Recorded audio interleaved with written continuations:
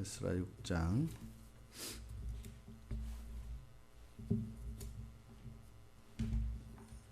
19절에서 22절 우리 같이 한 목소리로 읽겠습니다.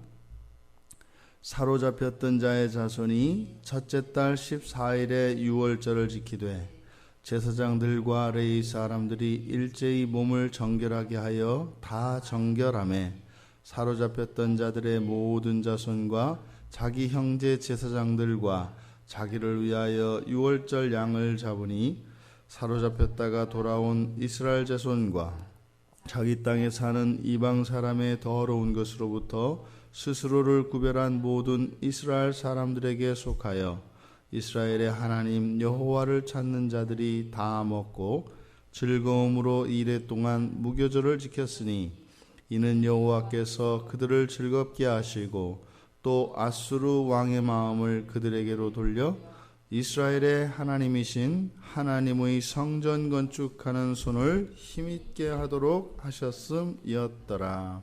아멘. 즐거움으로 지키는 절기라는 제목을 정해봤습니다.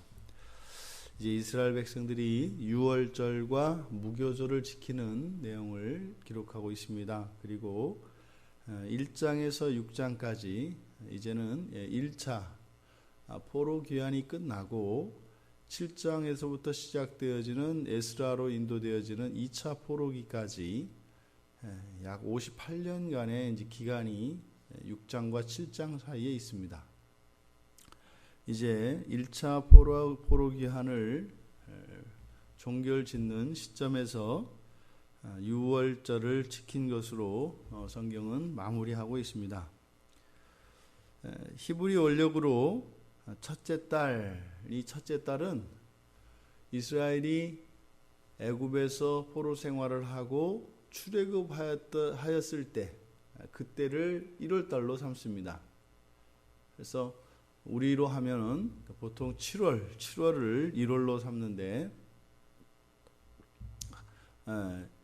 원래 히브리 원력과 그러니까 출애굽 이전에 이들이 사용하였던 원력과 출애굽한 이후에 사용하는 그 원력 개념이 달라집니다. 그래서 이들이 이제는 출애굽 이후에는 첫째 달 하게 되면 마치 우리가 일, 월, 화, 수, 목, 금, 토 해서 토요일이 주말이고 일요일이 시작인 것처럼 이 유월절이라고 하는 것은 바로 이스라엘이 애굽에서 포로로 살던 그 시대를 이제는 종식하고 자유민으로 새롭게 시작되어지는 것을 의미합니다.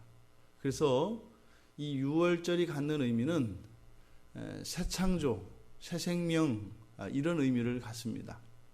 그래서 바로 예수 그리스도가 유월절 어린 양을 상징한다는 것이 바로 그것입니다. 그래서 예수 그리스도를 통하여 거듭난 이스라엘, 거듭난 사람들을 뜻하는 것이 이 유월절입니다. 이것이 출애굽기 12장에 잘 기록되어 있습니다. 이때에서 유월절은 신약으로 치면 성만찬을 예표하고 고린도후서 5장 17절에서 말하는 바와 같이 새로운 피조물들이 되어지는 것을 의미합니다. 지금 이스라엘 백성들이 포로지에서 돌아와서 20여 년에 걸친 공사 기간을 마무리하여서 이제 성전 봉헌식을 마친 후에 이들이 곧바로 유월절을 지킨 이 사건, 이것은 지금 이들의 마음은 바로 바벨론에서 예루살렘으로 돌아와 성전을 다시 재건축하고 살게 된 이것을 제2의 출애굽으로 생각하고 있다는 것을 나타냅니다.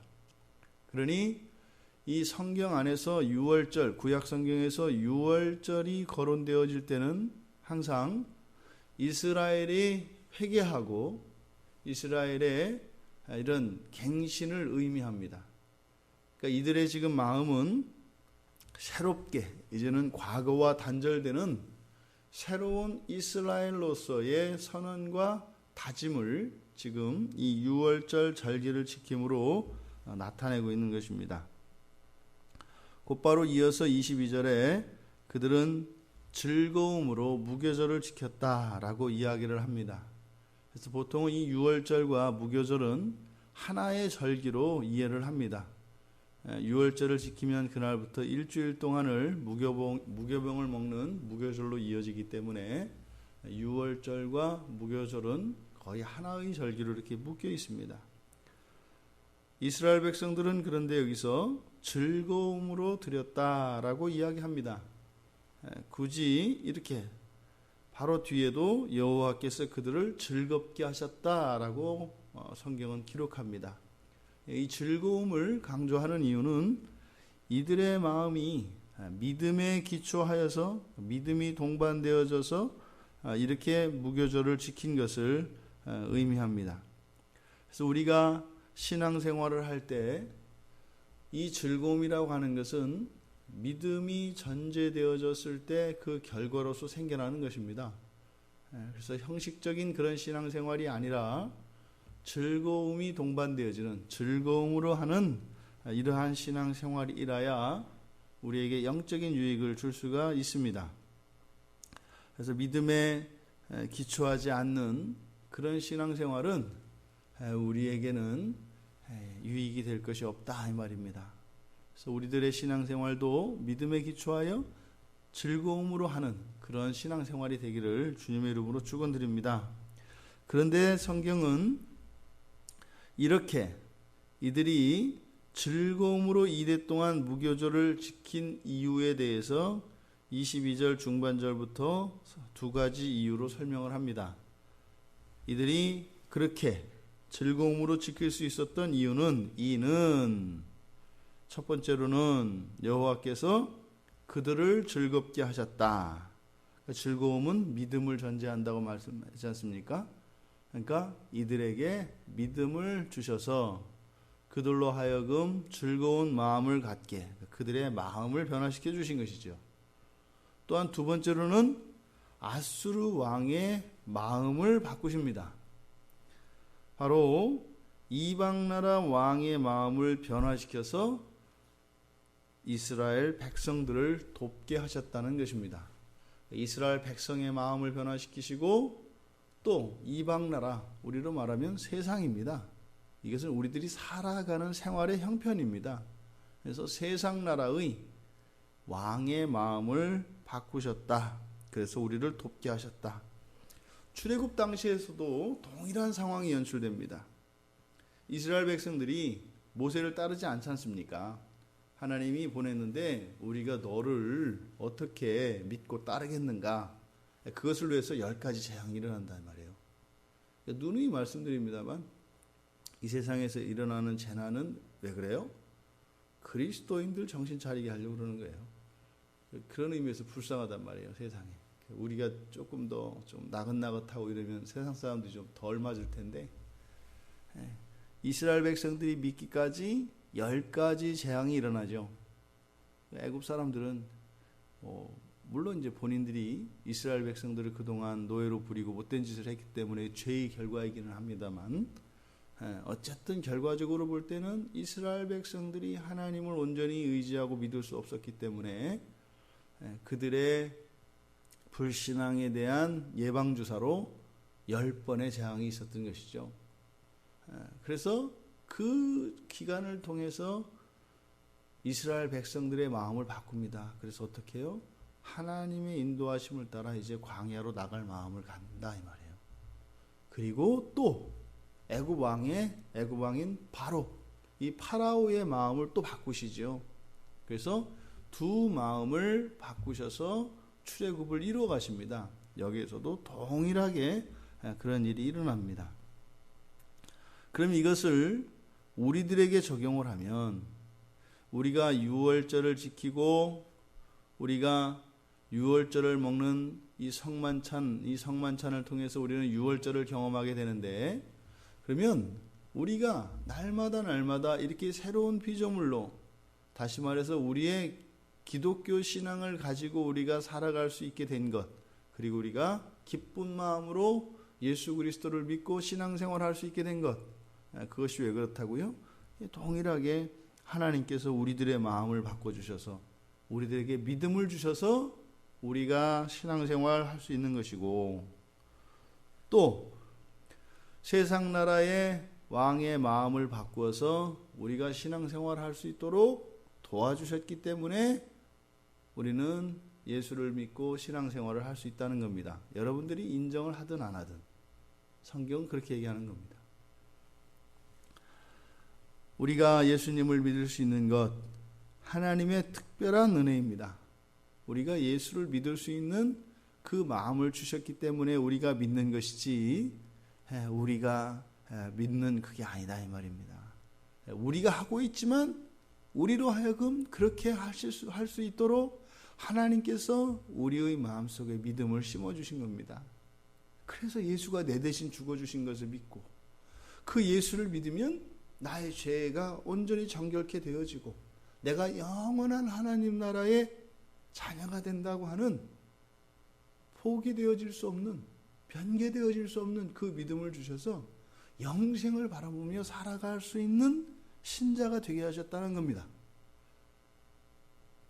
이거는 재창조라고 이야기하잖아요.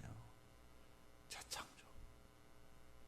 우리의 마음에는 각자의 우주가 생겨나서 그렇게 이 안에는 재창조가 일어난 겁니다.